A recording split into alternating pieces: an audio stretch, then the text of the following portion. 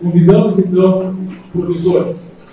Professor Wilson Fábio Teoflino Rosegui, graduado em Geografia da Universidade Estadual de Maringá, mestre em Geografia pela Unesp, doutor em Geografia pela UFPR, com estágio na Universidade de Colômbia. Atualmente é professor associado e pesquisador da Universidade Federal do Paraná, membro do Fórum Paranaense de Mudanças Climáticas, do Fórum Curitiba de Mudanças Climáticas e do Centro de Estudos e Pesquisas sobre Desastres.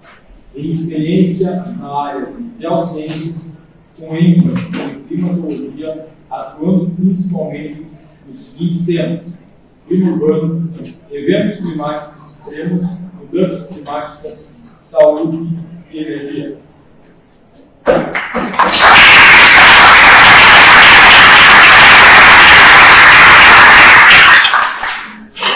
Professor Renato Silva de Souza, docente de patologia veterinária, co-coordenador do Laboratório de Patologia Veterinária da Universidade Federal do Paraná, vice-coordenador do Hospital Veterinário da Universidade Federal do Paraná.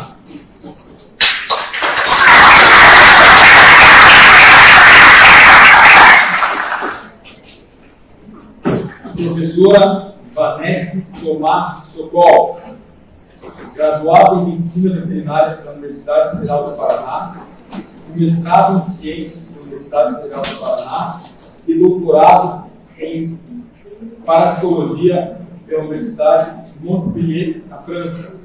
Pós-doutorado em Parasitologia Molecular pela Universidade da França, pesquisadora 1A do CNPq, com experiência na área de parasitologia e biotecnologia em saúde humana e animal. Atua como professora sênior e orientadora do núcleo permanente do programa de mestrado e doutorado em processos biotecnológicos da Universidade Federal do Paraná.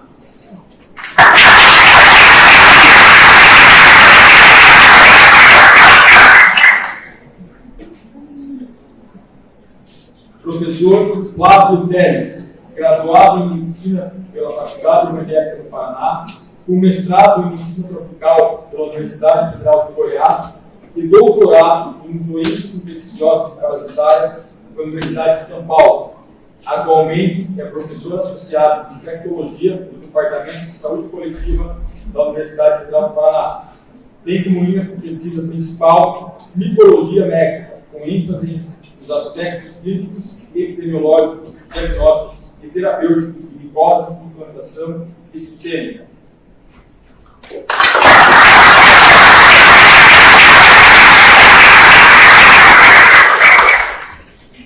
Professora Sônia Mara Apônimo, graduada em Medicina pela Universidade Federal do Paraná, com mestrado em Medicina Interna e doutorado em Biologia Celular e Molecular pela Universidade Federal do Paraná, com estágio na Universidade de San Diego, da Califórnia. Pós-doutorado no Centro Nacional de Microbiologia e Biologia Molecular do Instituto de Saúde Carlos III da Espanha. Atualmente professora associada da disciplina de Tecnologia do Departamento de Saúde Coletiva da Universidade Federal do Paraná. Pesquisadora da Universidade Federal do Paraná e orientadora do mestrado e doutorado dos programas de pós-graduação em Medicina Interna e Ciências da Saúde, do programa de pós-graduação em Microbiologia, Parasitologia e Patologia da UFPR. Tem experiência na área de medicina, com ênfase em doenças infecciosas e parasitárias, atuando principalmente nos seguintes temas: virologia clínica, AIDS, infecção e imunossuprimíveis e vírus emergentes.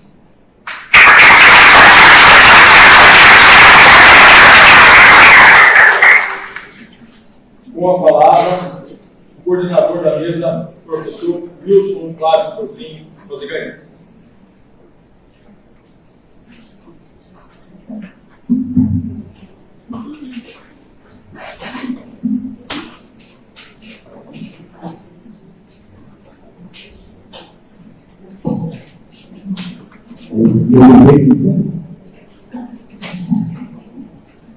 Bom dia a todos e todas. Gostaria primeiramente de parabenizar a organização do evento pela oportunidade que Podemos reunir vários pesquisadores de diferentes áreas para discutir um tema que é tão importante, tão pertinente atualmente. Também gostaria de agradecer a oportunidade de estar presente e ter sido convidado para poder intermediar e mediar esse debate. E, na minha função como mediador, eu entendi que, de alguma forma, eu deveria começar fazendo uma provocação aos membros dessa mesa. E também, por conta dessa discussão, para que ela seja também mais profícua e tudo mais, nós já combinamos ali anteriormente e nós faremos uma pequena mudança, uma pequena alteração na ordem das apresentações que vocês têm aí. Então, as professoras vão iniciar a apresentação e, na sequência, os demais vão dar continuidade. Então, eu gostaria, com esse papel de mediador e, consequentemente, de provocador dessa mesa, iniciar a minha apresentação falando um pouco a respeito dessas relações que existem entre diferentes universos dentro da área de saúde e a importância que existe entre eles para a gente poder discutir e trabalhar esse tema. Eu não sei se no momento tem um arquivo que eu enviei para mostrar.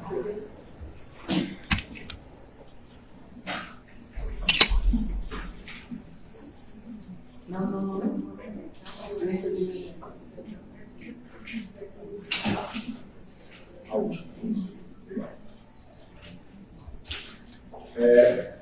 De alguma forma, eu até conversei posteriormente com o professor Francisco Mendonça, que é nosso auditor de pesquisa, que participou online, não sei se eles estão online assistindo agora, mas se a gente não tivesse combinado, não teria dado tão certo. Então, nós somos da mesma área, muitas coisas que ele falou, eu também abordaria aqui hoje, então eu vou apenas reforçar e tentar passar rapidamente. Eu já começo utilizando essa imagem inicial aqui no nosso slide, principalmente essas três principais, né, o Aedes aegypti, o furacão Catarina, que atingiu o Brasil em 2004, e a imagem que, para nós, na geografia, ela é icônica, porque ela representa a desigualdade social de forma muito forte no país, né, que é o Brasil, que é aquela imagem que mostra um edifício de luxo em São Paulo ao lado da favela de Paraisópolis. Por que a gente começa trabalhando com essas três imagens? Justamente porque são três universos muito distintos, mas que estão sempre interagindo. E que dentro da geografia, para nós é muito caro trabalhar essa temática, que são basicamente essas relações entre sociedade e natureza.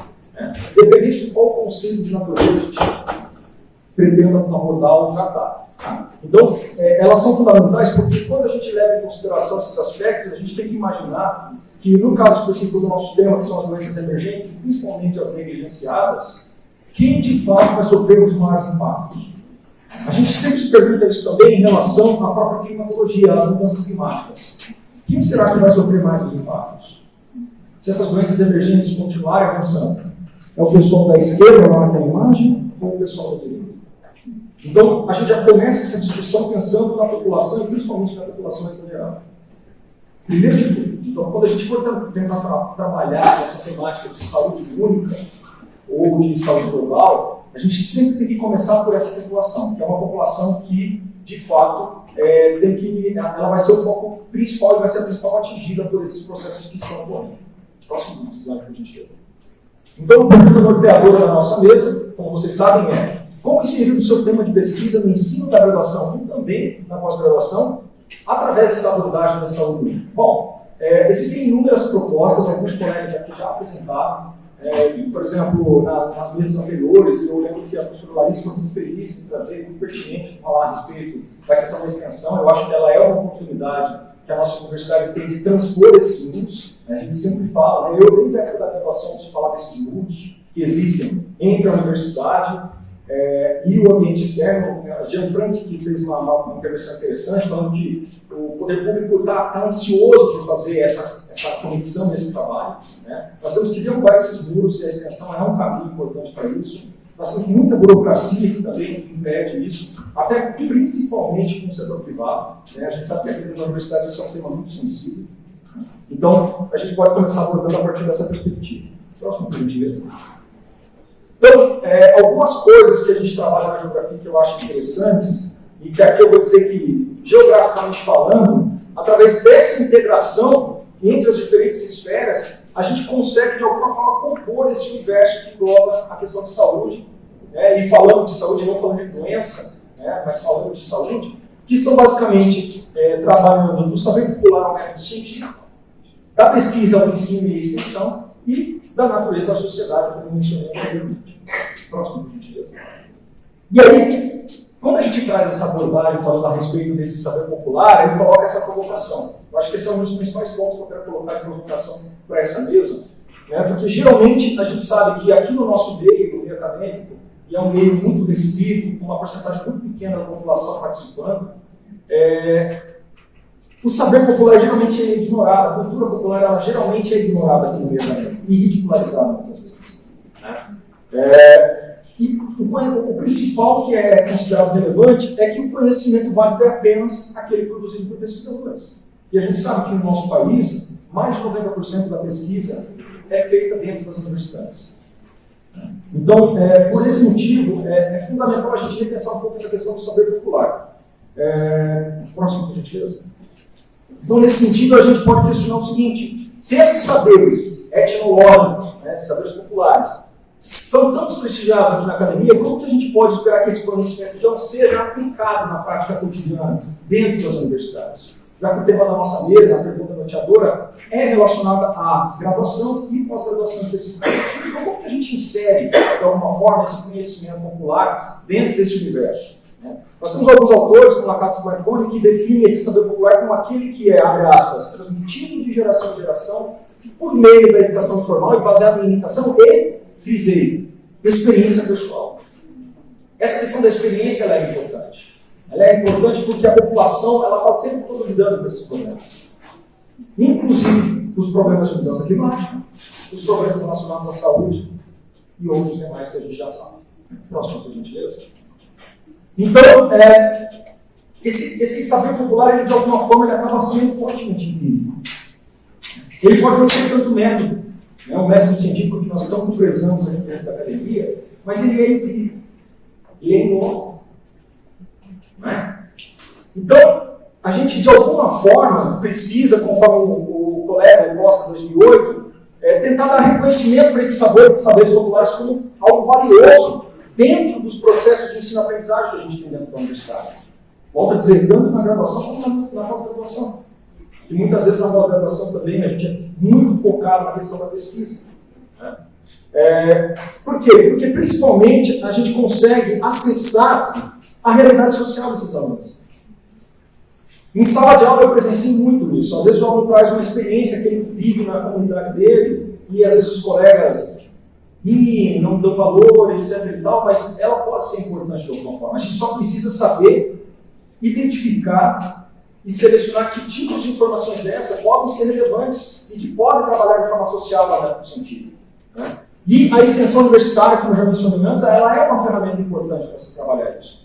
Eu lembro, inclusive, de uma situação que aconteceu no Congresso Brasileiro de Geografia da Saúde, que foi em Brasília em 2015, se não me engano, a fala de um colega que ele era agente de saúde no região norte do país. Ali uma área bem de difícil acesso na região amazônica. Ele falou que sempre era muito trabalhoso para toda a equipe dos agentes de saúde visitar uma certa comunidade e ela estava muito interiorizada na floresta. Então sempre eram dias de caminhada na floresta, trilhas, barcos, etc. e tal, e estava tendo um sério problema de mortalidade infantil nas crianças por causa de uma coisa tão banal que a gente vê hoje em dia, que é a desidratação.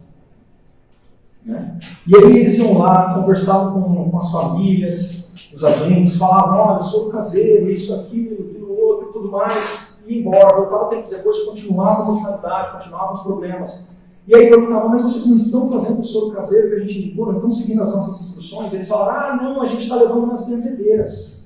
Não tem que levar na benzedeira. Não, a gente leva nas benzedeiras. Sempre os agentes batendo de frente com os moradores e com a cultura das benzedeiras.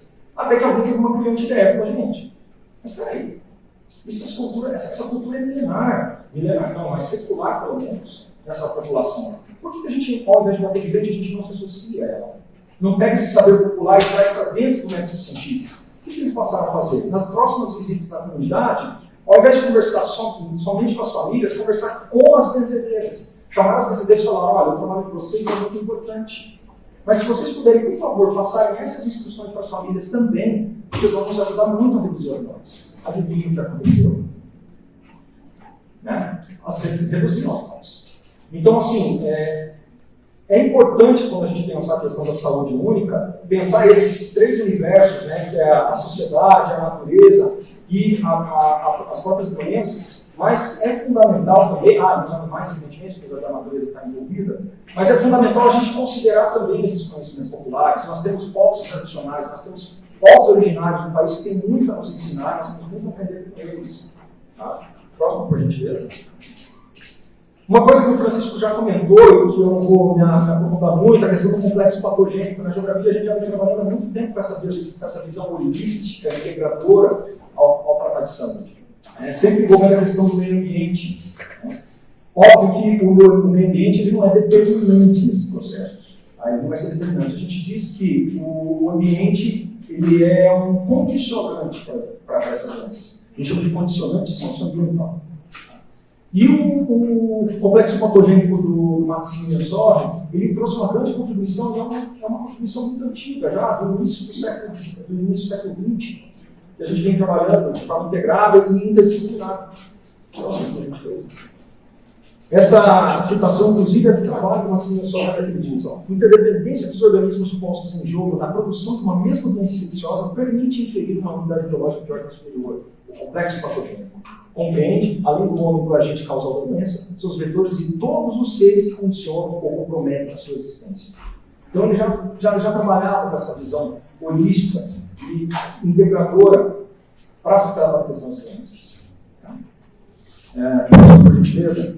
E aqui, como a gente está falando de doenças negligenciadas, não poderia deixar de mencionar também que é um grande problema brasileiro, mas também de uma grande faixa do nosso planeta, e que, como eu falei, o clima, por exemplo, ele não é determinante, mas ele é um condicionante, um limitante. Nesse mapa a gente consegue, por exemplo, visualizar o que a gente chama de isotermas. As isotermas de inverno no hemisfério sul e no hemisfério norte. Essas são as isotermas para o mês de julho e lá em cima para o mês de janeiro. Ou seja, a isoterma de 10 graus. O que significa? Ele está dizendo que dentro dessa faixa, o mês mais frio do inverno desses locais, a temperatura média do mês é até 10 graus. Abaixo disso não tem dengue.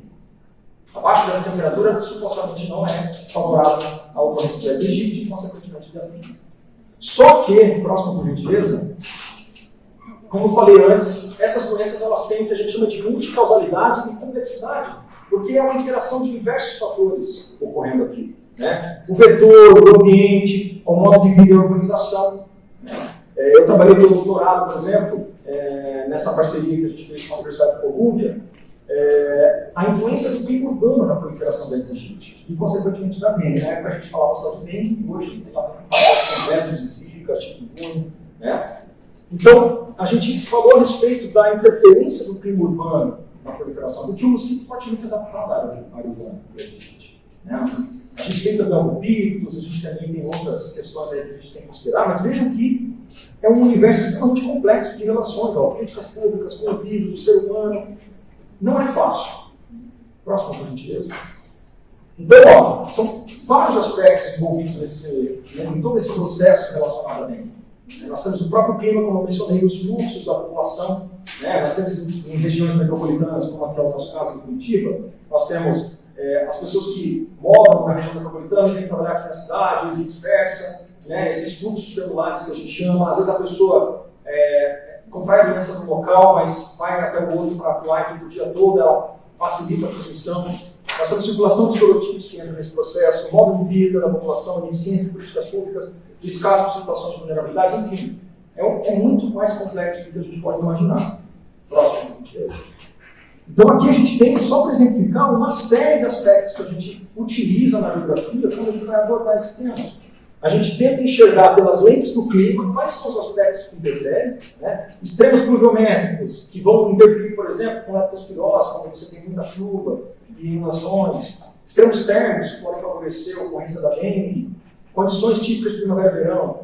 Lá do outro lado, lente da saúde, os hábitos e comportamentos da população, condições fisiológicas, acesso a práticas de saúde, circulação viral, enfim, tem um universo de coisas. E aqui no meio, tudo aquilo que a gente encontra nas áreas urbanas. O Brasil é um país que tem a maior parte da população em áreas urbanas, mais de 80% da população brasileira é urbanizada. Então, tudo isso vai impactar a ausência de planejamento, disposição inadequada de resíduos, Disposição inadequada de resíduos significa o quê? Lixo a céu aberto. Qualquer chuva que ocorra ali, e um copinho desse esteja ali com a boca virada para cima, quantos mosquitos Aedes aegypti não conseguem se reproduzir com água cheia dentro desse copo? Muitos. Né? Então, todas essas condições vão interferir também. Emissão de poluentes, falta de saneamento. Então, aqui eu até coloquei o Aedes aegypti, o ronco-rato ali, a indústria com relação à questão dos poluentes. Então, tudo isso participa do processo. É muito difícil deixar alguma coisa de fora. Né? Próximo, por gentileza. Bom, aqui eu não preciso nem falar muito, mas isso é o universo, o quadro da situação da dengue no país nos últimos anos, desde a década de 80. Então a gente percebe que existe uma tendência clara de aumento, embora uma diminuição nos últimos anos, mas uma tendência mais clara de aumento, né? Pelo menos ali até 2019, um ápice ocorrendo ali no ano de 2015 e 2016, que por coincidência foi um ano de El Niño, que favorece bastante no nosso caso. Próximo, por gentileza. A distribuição geográfica, já que a gente é geógrafo, né, não poderia deixar de mostrar, a distribuição geográfica dos casos de dengue, pelo menos mais de uma década, 2013 a 2019 no país. Então a gente consegue verificar que, embora o clima não seja determinante, mas ele é um limitante importante, né, na região sul, nas áreas mais altas do sudeste, Minas Gerais e São Paulo, a gente também tem uma diminuição dos casos. Então ali a temperatura do clima ainda consegue, de alguma forma, limitar a ocorrência.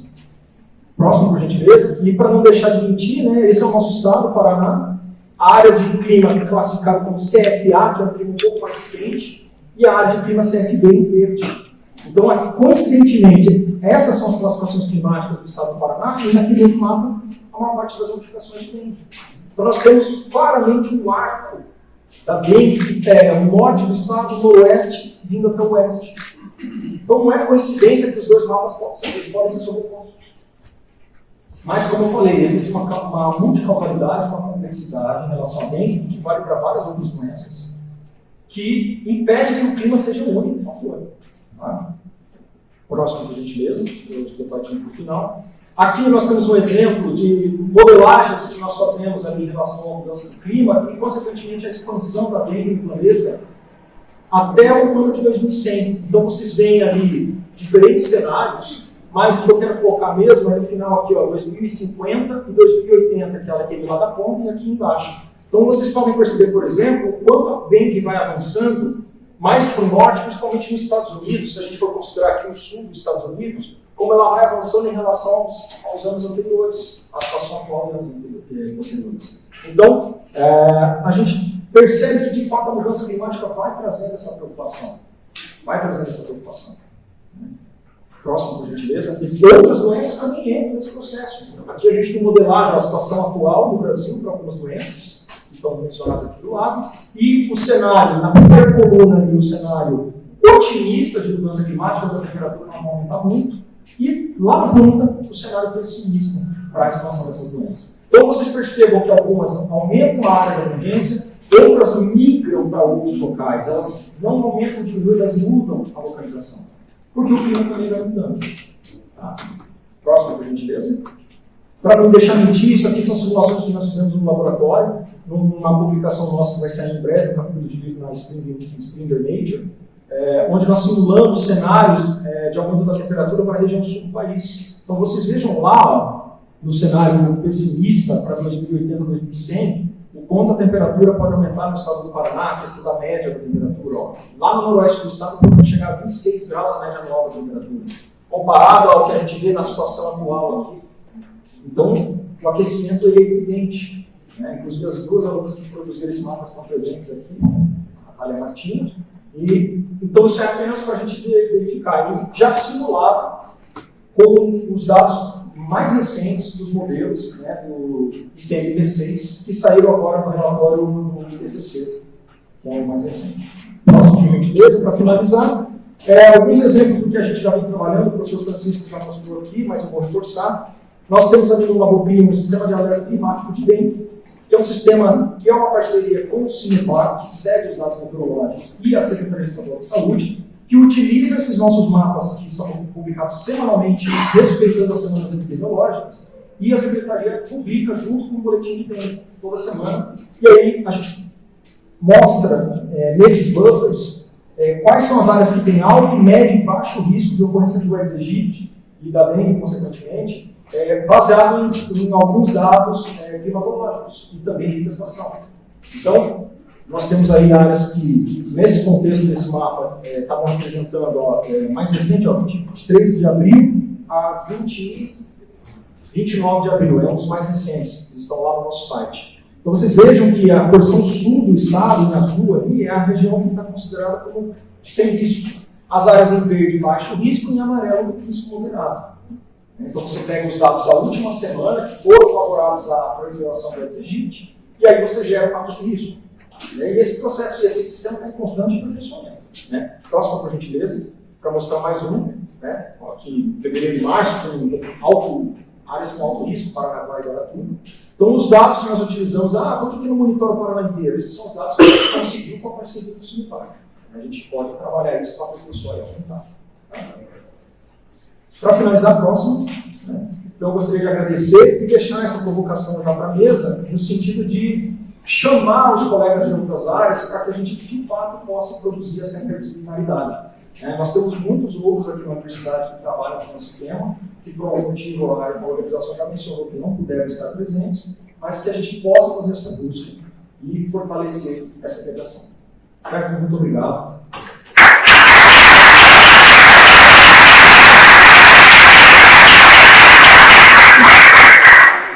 Então vamos dando sequência às nossas apresentações, conforme o nosso combinado. Professora, vai. Pode ser? Professora Sônia, então? Não. Você já foi para a próxima? Você prefere? Professora, por gentileza, quem é a apresentação?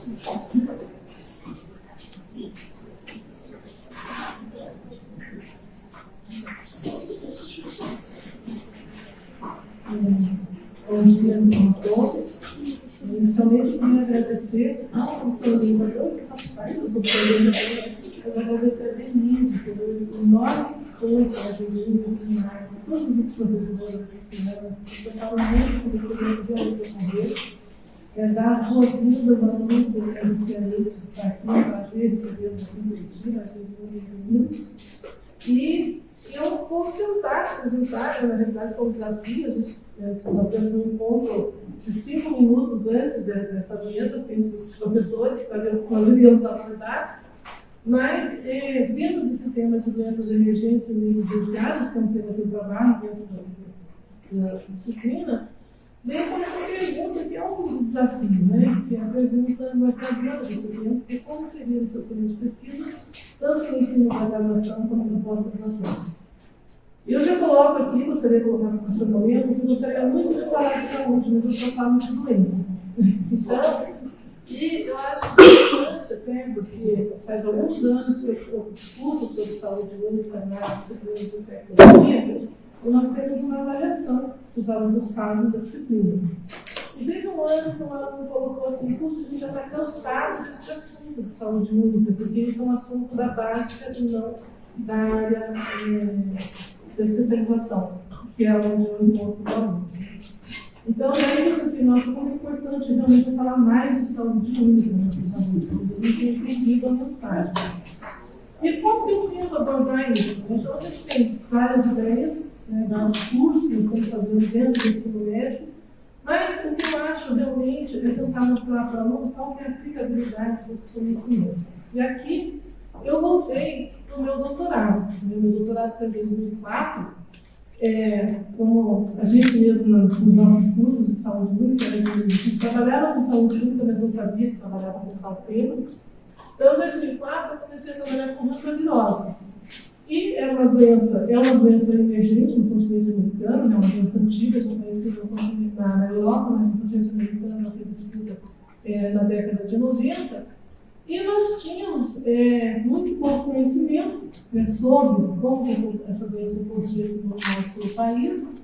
Nós sabíamos que ela tinha duas manifestações clínicas bastante diferentes, na Europa e aqui no continente americano, sendo que no continente americano tem uma maior taxa de fatalidade, é uma doença cardiopulmonar bastante grave, com uma mortalidade em torno de 40%. E quando nós começamos começamos a estudar esse meu doutorado que foi realizado na Fiocruz, Instituto Carlos Chagas, a primeira coisa que nós já notamos é que nem todo mundo fica doente. Né? Então, já tentando chamar a atenção de que nós tínhamos um número relativamente grande de pessoas que se infectaram dentro da nossa comunidade e nem todos desenvolviam a doença grave. Então, um quadro interessante, um campo aberto para a fisiologia, que fiquei estudar um pouco mais dessa doença, saber como que essa resposta ocorre. Outro ponto que nós vamos ver é qual é a frequência dessa doença no país. E nós tínhamos, isso aqui são dados antigos, né, mais antigas, mas a região sul era a região onde nós tínhamos o maior número de casos de tuberculose e o maior número de óbitos também. E aonde na região sul? Nós fomos mapear o estado do Paraná. E nós observamos que os casos se concentraram principalmente numa região aqui do sul-oeste, do sudeste do Paraná, uma cidadezinha chamada General Carneiro. Então, elas se concentravam no maior número de casos, mas nós tínhamos também relatos aqui em volta, né, dessa cidade, alguns casos na região oeste, e a leptospirose não ocorre na região norte do Paraná. Não me perguntem por quê, porque aqui em São Paulo a gente tem muitos casos de leptospirose. Então, provavelmente, os profissionais não estão capacitados para identificar a doença. Então, nós pensávamos com relação a essa doença. E tentando entender por que o Paraná, por que Santa Catarina e por que o Rio Grande do Sul, e se estende para a Argentina, se estende para o Chile também. E uma das características que a gente tem aqui é uma mata chamada taquara, que é um tipo de bambu, e durante a florada dessa taquara, a gente tem uma grande produção dessas sementes. Essas sementes são muito nutritivas para roedores, e nós temos os clássicos períodos de rapada. Em alguns municípios do interior relatam esse aumento de roedores, invasão de roedores em suas casas, principalmente na área rural, por conta do aumento dessa população de roedores. Isso a gente observa também na Argentina e observa também no sul do Chile, que é onde tem muitos relatos de casos de virose. Fora isso, por que General Carneiro?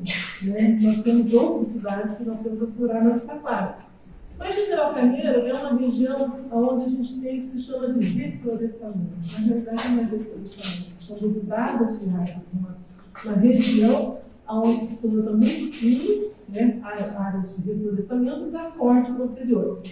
No momento em que a gente vai fazer o corte dessas árvores, ocorre uma agressão ambiental muito grande. Então, assim, teve uns 2, 3 dias praticamente uma floresta derrubada. Os trabalhadores, eles ficam em condições subhumanas de trabalho, eles dormem nesse local, eles são expostos a todas as intempéries que tem nesse local, e os roedores que tinham nessa mata, eles procuram alimento aonde estão esses trabalhadores. Isso aqui, para ter uma ideia, foi do roedor. Tá?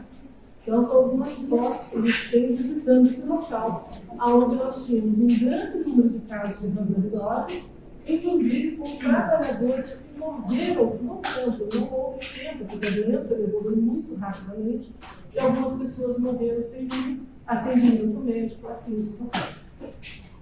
Dizemos, então, qual é a importância? Nós sabemos que poderia ter uma doença assintomática, uma infecção assintomática, e essa doença. Qual era a prevalência disso nessa população? Fizemos um estudo, foi o maior relato de casos, de número de pessoas infectadas por hantavirus ao mesmo tempo. Então, isso foi identificado.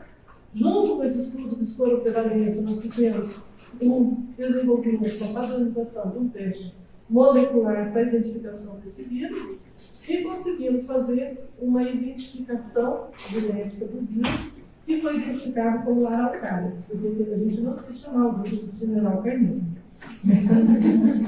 Então, que é o habitual, esse é o nome do vírus da cidade onde está em isolamento. Mas quando ele estava relacionado com a floresta de pinos, foi chamado de araucária, e também alguns pesquisadores nos reprovaram que a araucária é o símbolo do Paraná. Mas o vírus tem uma característica filogenética um pouco diferente dos outros vírus que circulavam aqui no Brasil, na Argentina e no Chile. Então, nós conseguimos fazer a caracterização do segmento desse vírus, isso foi publicado, e, possivelmente, a gente colocou o Paraná no mapa da brucelose no Brasil. Então, até então, nós tínhamos somente publicações de casos na região sudeste do Paraná, do Brasil, e agora nós estamos identificando novos casos aqui. Junto com isso, a gente também procurou desenvolver um kit para diagnóstico dessa infecção, porque até então o Brasil era dependente de doações de reagentes da Argentina e do CDC para fazer os testes. Então, na Fiocruz, nós desenvolvemos esse teste foi padronizado e ainda é utilizado. A Fiocruz Paraná é o Centro de Referência Nacional para o Diagnóstico da Hantavirose e esse kit é utilizado no diagnóstico ainda até hoje. Também fizemos a validação desse teste não só no Brasil, como em alguns países da América Latina e desenvolvemos também anticorpos monoclonais para estudar os casos que evoluíram a óbito e que nós não tínhamos outro tipo de amostra para investigar.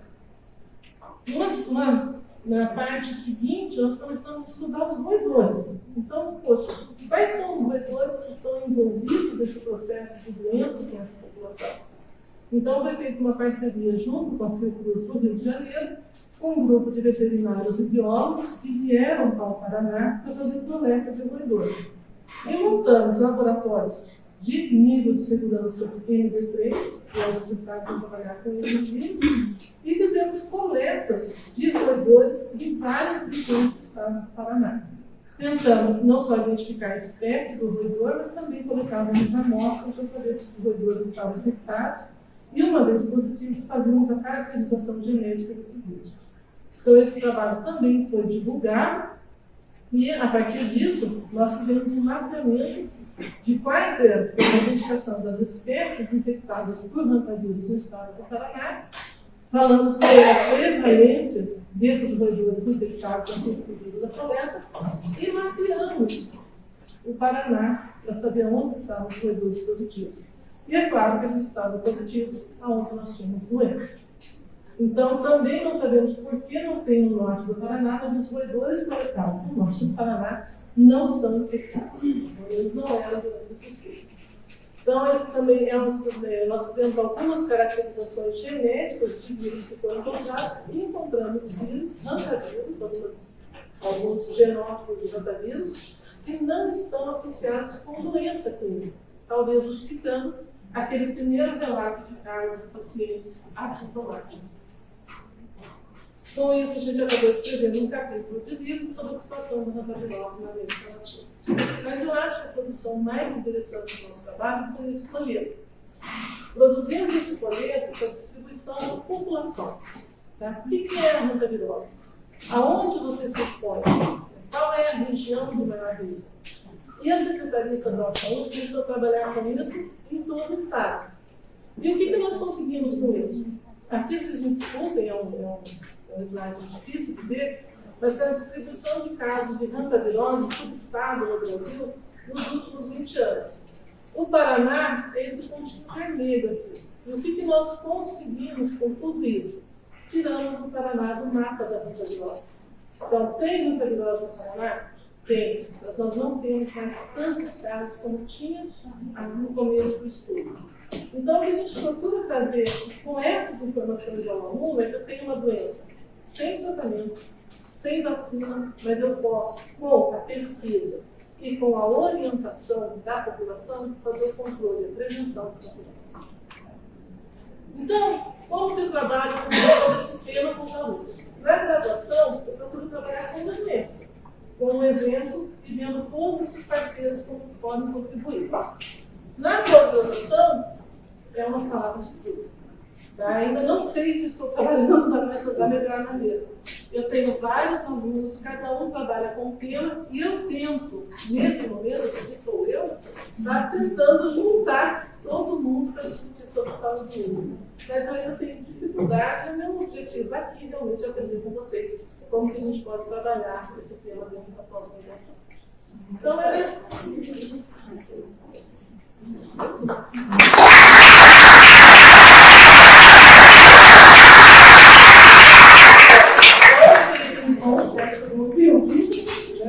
acabou a minha bateria, mas era obrigada, né? Isso acabou a sair, mas acabou muito tempo. Isso,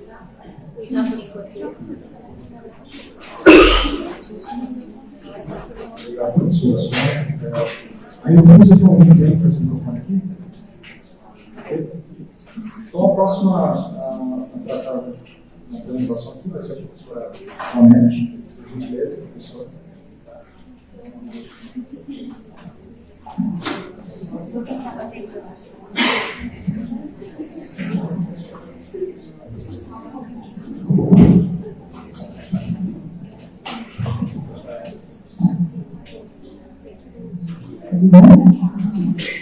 Bom dia a todos e a todas.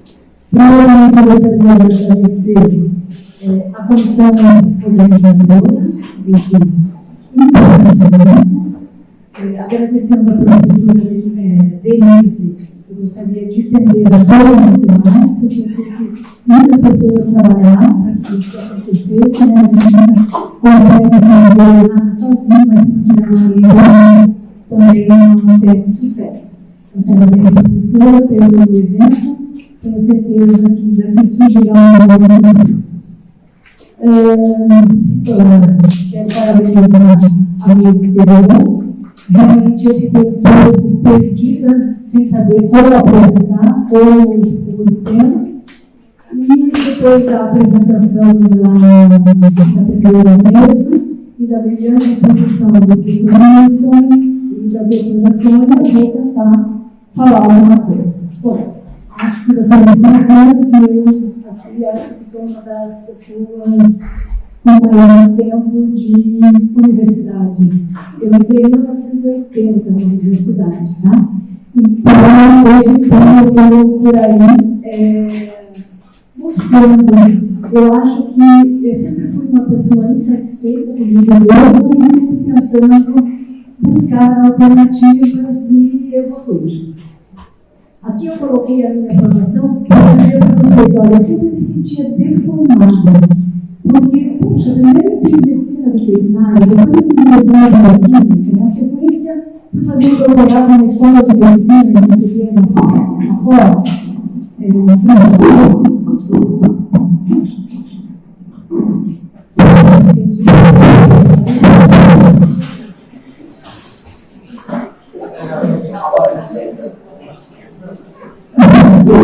na sequência, pós-doc em biologia molecular, porque a gente dizia que era parasitologista e as pessoas diziam, sim, biologia molecular, não é assim, fazer. Então, tentando formações. Mas, como foi dito na mesa anterior, nós somos um só. Nós temos que buscar parcerias, colaborações com diferentes formações. Porque senão a gente não consegue fazer tudo, né? Todo. E também vou desculpar por falar que eu gosto de doença, mas eu fui aprendendo ao longo da minha história que o ideal é ter saúde. Mas por que nós ainda não temos saúde? Primeiro, porque o saneamento básico não é bom para a política, porque é ficando embutido na terra. Consequentemente, a população não vai ver que tem ali saneamento, e assim sucessivamente. Eu dei um exemplo porque o professor falou que saneamento realmente é a própria verdade. Então, essa minha deformação veio de início, depois você começa a ver, então, realmente eu sempre fiz saúde humana, porque eu fui trabalhando nas diferentes áreas, como professora de parasitologia, eu trabalhei na zoonose, né? Cisticercose, neurocisticose e assim sucessivamente. Várias dessas doenças eu fui ao longo da minha história buscando. Até que me tornei em aí, eu comecei a tentar puxar um pouco para a área de leishmaniose, fui estudar lá fora essa doença. Quando eu voltei em 1993, o Paraná estava começando a ter muitos grupos de leishmaniose tegmentar. Pela formação que o Brasil me deu a possibilidade de fazer. Depois disso, a gente sempre estava atento no sistema de vigilância, porque a leishmaniose visceral estava descendo no Nordeste, Norte, para o sudeste e sul do Brasil.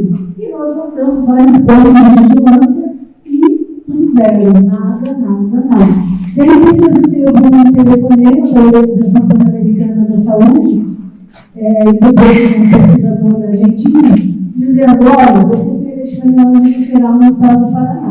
Eu falei: como assim? Nós, os pontos de vigilância, nunca encontramos nem o doutor, nem a doença, né? Todos os casos da doença nós estudamos e eram reportados, todos os casos de leishmaniose visceral em crianças ou outros. Eu vou voltar a falar aqui porque eu cometi um pecado que eu não falei anteriormente. Ou seja, quando eu voltei, eu pude ajudar bastante, porque eu tive o apoio do Dr. Luz, que antes trabalhava na FANASA, hoje é falecido, e tive o apoio do Dr. Flávio Mendes, né, que muito me apoiou neste trabalho. E aí, da leishmaniose visceral, então, 2011, 2012, recebi esses telefonemas e aí começamos a construir um projeto. Esse projeto é um projeto interinstitucional, em diferentes países envolvidos, né? Então, primeiramente foi na Tríplice Fronteira, Argentina, Brasil, Paraguai, e depois se estendeu para a Bolívia e para o Uruguai também. E aqui nós fizemos, no Brasil, quando eu coloquei aqui Brasil Site, não, o projeto todo teve diferentes profissionais. Que tipo de profissionais nós tínhamos no projeto? Médicos veterinários, biólogos, entomologistas, especialistas em roedores, geógrafos, o José Aquino, que você mencionou ali, que também participou do projeto, estatístico, que é outra gap que a gente tem, né? E antropólogo. Eu dizia assim para o pessoal, por que antropólogo? E eu convidei diferentes antropólogos e todos que estavam ocupados, né? Com as suas pesquisas, suas linhas de pesquisa. Mas a gente convidou também geógrafos, antropólogos e estatísticos, e aí eu comecei a perceber a importância e a necessidade de trabalhar em conjunto. A Sônia falou anteriormente de uma cartilha, né, de um folder, e nós também fizemos. E daí o antropólogo nos mostrou que a população não é capaz de ver aquilo e não vê. É extremamente importante a cultura local, o entendimento das pessoas que estão lá na periferia ou no grande centro, a linguagem de cada um. Nós precisamos fazer essa intermediação para que a gente tenha sucesso em qualquer projeto e em qualquer tentativa de promover a saúde, não de tratar somente a doença.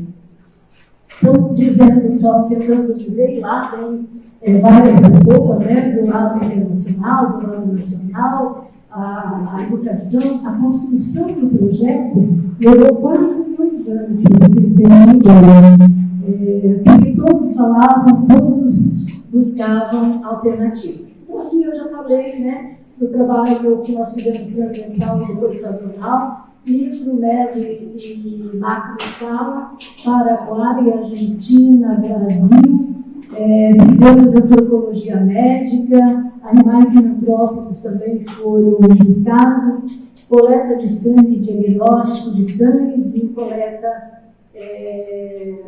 de insetos. Aqui só mostrando a situação dos cães que nós encontrávamos, e aí nós contamos com a ajuda de uma universidade local para que os alunos fossem junto, né, na comunidade, e aí fazíamos também a tal extensão, né, onde eles conversavam com o proprietário, preenchiam uma ficha cadastral desse animal e colhíamos então soro ou biópsia de pele ou biópsia de gânglio para fazermos o diagnóstico.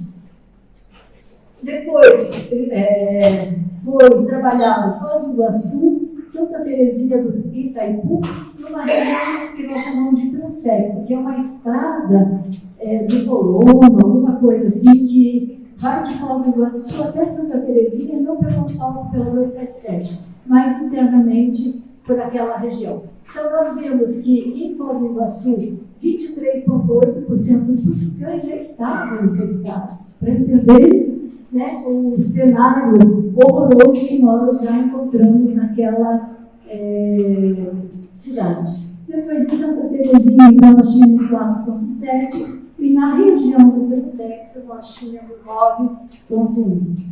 Fizemos um levantamento também de fluotonídeos, tanto em Foz do Iguaçu, quanto no transecto, quanto em Santa Terezinha.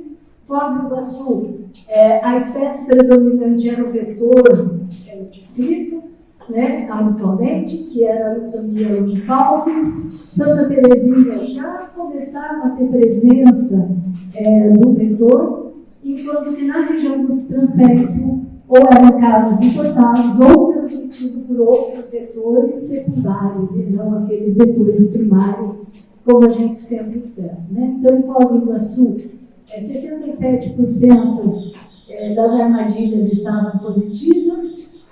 Na região do transecto, 25%, aqui de 16 de 40, e em Santa Terezinha, em torno de 27%. Aqui a distribuição geográfica, espacial, né, da espécie de Lutzomyia longipalpis em vermelho e Lutzomyia whitmani em amarelo. Quando a gente tem uma certa idade, a gente aprendeu uma coisa com um termo, depois troca no meio do caminho, daí você, o inconsciente, vem lá. Então, na região do transecto só existia a Lutzomyia whitmani, enquanto que em Santa Terezinha nós já tínhamos, daqueles 16 pontos, 4 já estavam com a presença do vetor. Fizemos a avaliação das variáveis, vou pular rapidinho, mostramos que para o whitmani, temperatura e umidade é o mais importante, enquanto o longipalpis é a alimentação. O número de casos em Foz do Iguaçu está aqui. Então, até 2016 não tinham sido registrados. Com o projeto, nós encontramos 6 casos. Infelizmente, alguns pacientes também foram a óbito, porque já foi diagnosticado tarde demais. E eu trouxe até 2019, mas já tenho os dados de 2020 e 2021, que está na faixa de 3 a 4 casos na região. Fizemos também o isolamento do parasito, tanto em animais, quanto humanos, quanto nos vetores. O trabalho com o roedor foi um pouco difícil, porque nós não tínhamos especialistas e não conseguimos contar com um grupo mais forte. Éramos nós que fazíamos, então só testamos atividade, teve na sua ausência, 47% das residências tinham presença de roedores. E aqui o isolamento do parasita, mostrando que era leishmania infantil, apresentando diferentes variabilidades, mas leishmania brasilensis também está presente. Ou seja, na região oeste, as duas formas clínicas de leishmania estão presentes, tanto a perimetral quanto a visceral. Aqui, então, juntando os puzzles, né, as peças do quebra-cabeça, o lado brasileiro, o lado paraguaio e o lado argentino, avaliando Lutzomyia longipalpis whitmani, tanto na cobertura do solo quanto o aspecto de NDVI, e dá para perceber nitidamente, né, a dispersão desses vetores, tanto para a leishmaniose perimetral quanto para a leishmaniose visceral. E aí, colocando no mapa, então, nós verificamos uma entrada via Paraguai, porque nós temos genótipos específicos que encontramos também no Paraguai, enquanto que outros genótipos vindo aqui por aquela região bem, né, de fronteira, nós temos um outro genótipo que veio da Argentina. E além de Foz do Iguaçu, nós encontramos em outras cidades também do estado do Paraná. Isso aqui em vermelho porque nós falamos então de saúde animal, falamos de saúde humana, falamos de saúde ambiental, verificamos o aspecto antropológico dessa doença e muitos esses gaps existem. Por que não temos sucesso? Por que nós temos problemas, né? E nós verificamos que, na verdade, a construção do gasoduto Bolívia-Brasil, Bolívia-Argentina, Argentina-Brasil, Argentina-Rio Grande do Sul, ajudou neste processo de migração desse agente patogênico. Então, o projeto, ele tinha aqui, o que ele fez foi, nessas 3 áreas, foram feitos grades de 400 por 400, coletamos reservatório, vetor e casos humanos, mostramos que os pontos, existem hotspots, e esses hotspots aqui ajudam a dispersão, né, que ajudam a colonização desses vetores. Fizemos a dissecção, daí nós fomos de casa em casa nessa quadra, onde apresentava o maior número de casos e nesta que apresentava o menor número de casos. E nós mostramos que existe uma condição simultânea para o vetor se desenvolver. E, consequentemente, se nós mapearmos isso, nós não precisamos gastar na cidade inteira fazendo controle de vetor, por exemplo. Né? Nós podemos reduzir o custo dessa prevenção, desse controle. Opa, deixa eu mudar aqui, porque não falei nada, mas vamos lá. Nós tínhamos, então, um cenário inesperado. Porque o cenário esperado é que aparecesse por Guaíra, uma outra região aqui, uma outra cidade que nós tínhamos pontos, né? E, consequentemente, o que nós vimos é que entrou por uma região onde nós não esperávamos. Outra coisa que realmente dificulta o trabalho, eu falei para vocês, nós trabalhamos Paraguai, Argentina, Brasil, depois Bolívia e Uruguai, e me dá a sensação que a América Latina, eles estão virados de costas para os outros. Nós não nos enxergamos, nós não nos vemos. Tanto que nós jogamos, mapeamos no Brasil, nos estados brasileiros, e só pensamos em termos de Brasil. Veja, teve duas outras entradas em que nós não vimos. Por quê? Porque nós não olhamos para o outro lado. Então, nós precisamos, além de fazer saúde única, ter todos os aspectos, que é o aspecto político, o aspecto judicial e o aspecto de população. Né? Por que eu falei do aspecto político? Porque quando você produz um conhecimento, você quer entregar para o gerenciador, né, do município. E muitas vezes a gente procurava o secretário de saúde, o prefeito, no estado. Durante o período do projeto, mudou 3 vezes de secretário de saúde. Nem vou dizer o que aconteceu, porque vocês já devem ter ouvido falar das histórias. O próprio prefeito também foi trocado durante o período do projeto. Então, muitas vezes, essa ligação com a administração local se torna difícil. Nós tentamos trabalhar com a administração local, administração estadual e administração federal. Nós só recebemos bastante apoio do estadual. Da local, nós recebemos apoio da Secretaria do CCD, para chamar assim, que já mudou de nome, mas o Centro de Controle de Diagnóstico, então nós vimos apoio, mas assim, não, aqui quem faz o controle somos nós, porque é isso que você fez na pesquisa, pare aí, porque agora nós aqui vamos continuar o caminho.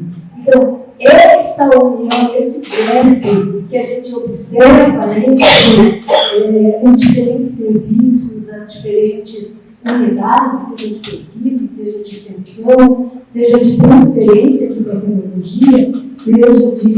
Né, e alguém disse aqui, vou repetir, às vezes a gente acha que fez tudo bonitinho, quer entregar para a população aquele resultado, mas a população não tem como entender aquele resultado. Eu vim de uma família de baixa renda, então eu sempre dizia, não, você tem que conversar com todo mundo, com todas as escalas, e aí você vê que não é bem assim. Então, se não tiver sociólogos, antropólogos, você nunca vai tirar do ponto que você encontrou. Você vai lá, vai usar a comunidade, vai falar, mas são palavras vazias. Então, a gente precisa, a gente necessita trabalhar em conjunto, mas se desprovendo do ego. Porque muitas vezes, o meu trabalho, a minha pesquisa, eu esqueci hoje de fazer por nós, né? E é importante que a gente pense isso. Procurei muitos profissionais e não tive apoio, enfim. Então, os cenários que nós encontramos era lá em Porto do Iguaçu e Foz do Iguaçu, com 22% a 26% de animais positivos, casos humanos já assinalados dos dois lados, do Paraguai não, a presença de luxoriana de palmas e leishmaniose canina estava nessas duas regiões. No Paraguai, na região de Salto, Bolívia, na região de Pocilhos, e no Uruguai, no Paysandu, tinha um pouco menos, mas o vetor já estava presente, então nós tínhamos assinalado. Né? Eu tinha deletado tudo isso daqui, mas é importante dizer que, tendo os hotspots mapeados, nós conseguimos reduzir o custo da prevenção. Então, tem que ter esse geógrafo, tem que sim ter antropólogo, tem que ter médico veterinário, tem diferentes profissões, porque cada um de nós tem um olhar. Eu não estou criticando profissão nenhuma, eu estou dizendo que cada uma delas é complementar. E a gente não pode fazer tudo isso sozinho. Então, a gente precisa. A judicialização, quando a gente começou a mostrar que tinha animais, aí muitas pessoas foram estudar sobre o tratamento. Aí, quando viu que não tinha tratamento, naquela época não tinha tratamento, foi não na verdade depois, as pessoas começaram a entrar na justiça porque não queriam enviar seus animais para a eutanásia. Né? Na Argentina foi feito, no Paraguai foi feito, mas no Brasil nós tivemos a judicialização do processo como um todo. Então, por isso que até isso a gente precisa saber conversar, né, com os juristas, explicar para eles precisam nos dar tempo para que eles possam entender por que nós estamos trabalhando. Porque senão há apertadinho, não pode, e aí a gente não consegue avançar. Isso faz parte de uma mesa. Então, eu queria deixar como contribuição. Nós tivemos uma legislação, pós-legislação, que trabalhava, que aprendeu, que estão vivendo na comunidade, tornou-se uma renda de periferia, tornando-se chamando grandes fortunas, animais.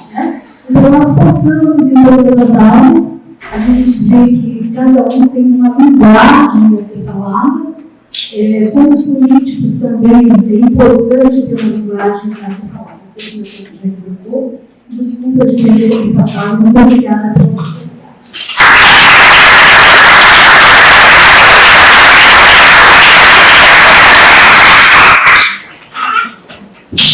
Professor Paulo,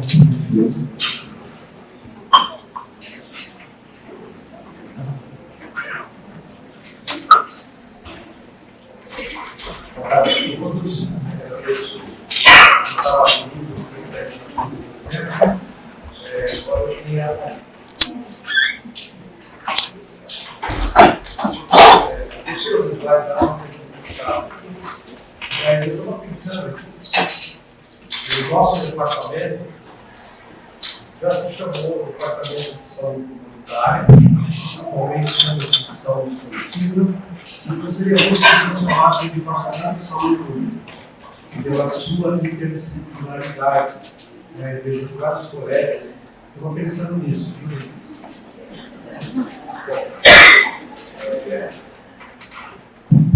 Pode passar o próximo? Então, a pergunta norteadora dessa mesa de ontem é como seria o seu tema de pesquisa no ensino da graduação e pós-graduação em saúde pública. E essa mesa é específica de doenças negligenciadas. Próximo. Eu pensei, os abordados. Eu vou trazer um caso de problema, ou melhor, um agravo de problema de saúde pública. Antes disso, eu queria dizer que existem várias doenças negligenciadas, classificadas pela Organização Mundial de Saúde, e a maioria delas é causada por vermes, bactérias, vírus, protozoários mais próximos do corpo. E, como a minha área de oncologia médica, eu sempre me perguntei onde estão os fungos dessa roda, né? Próximo. Felizmente, nos últimos 10 anos, a Organização Mundial de Saúde colocou hipóteses carimbadas com doenças negligenciadas que dão mais visibilidade. Primeiro foram os micetomas, a globo, e agora nós temos o meu agravo, o problema que eu vou trazer, que é a esporotricose. Né? Próximo, por favor. Só lembrando aqui que com essas micoses negligenciadas, é que a gente não sabe a sua real incidência e prevalência, a gente não tem muitos métodos, ferramentas diagnósticas não microbiológicas, por exemplo, PCR, multiprofile, disponíveis no sistema de saúde pública, e essa é uma grande dificuldade. O acesso aos antibióticos ele é muito precário, de modo geral. Próximo, por favor. Só para vocês terem uma ideia, esse é um trabalho do Márcio Felix, da Fiocruz do Paraná, mostrando que o investimento pelas agências financiadoras de saúde em algumas dessas doenças fúngicas é significativamente menor do que se investe, por exemplo, em malária e tuberculose. Esse trabalho é muito interessante, mas falta investimento. As doenças fúngicas são negligenciadas até pelos pesquisadores. Próximo, por favor. Pode passar o próximo.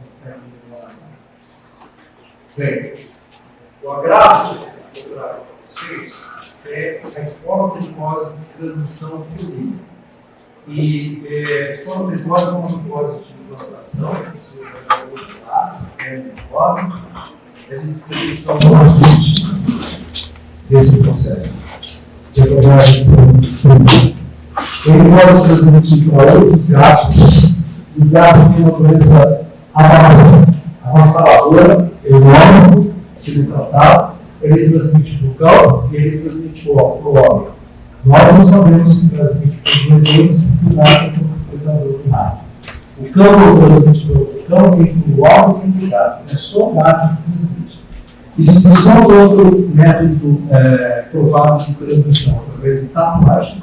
Existem casos relatados de transmissão através de tatuagem feitas em estúdios de precárias condições sanitárias. O próximo. Bem, o que nós pensamos, que se acredita muito, é que esse fungo é transmitido por arranhadura e mordedura de gato. Isso não é verdade. Grande parte é transmitida por exudados produzidos nessas regiões ulceradas. Os veterinários falam pelo mundo, né? Isso, chacoalhar a cabeça, mas nós sofremos muito disso. E quando ele entrar no feminino, ele pode lançar essa secreção à distância, infectar a vida e a molecular. E, o próximo, por favor, nós temos um trabalho de research, que é agora a demonstração da transmissão do espírito da esporotricose. Muitas vezes ele tem acometimento respiratório, e quando provocado, o espírito pode então fazer com que o fungo seja lançado à distância. De 28 animais coletados, 71% estavam nós temos essa transmissão através do espírito. O veterinário tem que usar máscara shield por atender um animal assim invadido no todo. Tem um animal espirrando, também deve ser precavado. Nossa, bem, a minha apresentação é bem resumida no tempo. Nós temos assim um desafio enorme de saúde única. Como nós vamos combater o surto étnico causada pelas provas das doenças. Não existe cultura assim. Não há vacinas. O tratamento do gato realmente é um desafio muito grande, ele sabe que é difícil para gato, mas tem que cuidar. E o controle dos gatos doentes é gigante. Requer medidas de castração, de confinamento, isso é praticamente impossível, obviamente que nós temos gatos gatos, errantes e ferais. Então, esse é um agravo que quer abordar na saúde pública. Vejo que vários pesquisadores, a professora Vânia e outros que trabalham de modo interdisciplinar, né, nessa grupo de veterinários, pois nós, infelizmente, não temos uma solução a curto prazo para o controle dessa doença. Então, nós estamos no evento de saúde pública. Essa doença e várias outras doenças infecto-contagiosas requer um time de trabalhadores, né? Biologistas, cientistas ambientais, sanitaristas, clínicos, diversas especialidades aqui. A Escola de Medicina Humana, coordenação dermatologista, infectologista, oftalmologista, pediatra, nem vou ficar repetindo aqui quantas especialidades. Os neurologistas e a população em geral. Então, era isso que eu queria apresentar para vocês.